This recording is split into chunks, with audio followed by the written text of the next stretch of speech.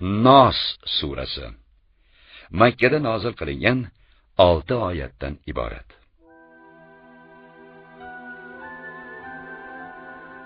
Nos odamlar degani.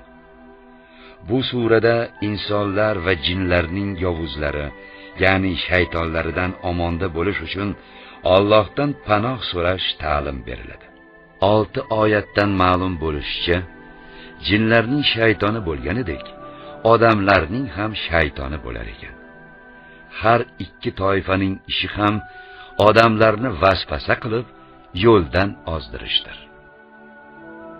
Bismillahirrahmanirrahim. Mehribon va rahimli Alloh nomi ila. Qul a'udhu bi robbin nas. Ey Muhammad, ayting, panoh tilab, iltijo qilurman odamlar parvardigoriga. Malikin nas. Odamlar podshohiga. Ilahin nas. Odamlar ilohiga. Min sharril waswasil khannas.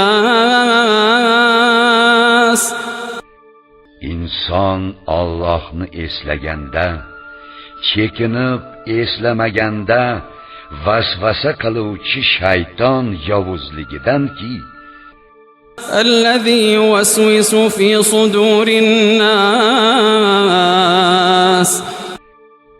U odamlarning dillariga vasvasa solur. Minal jinnati wan nas. O'zi jinlar va odamlar jinsidandir.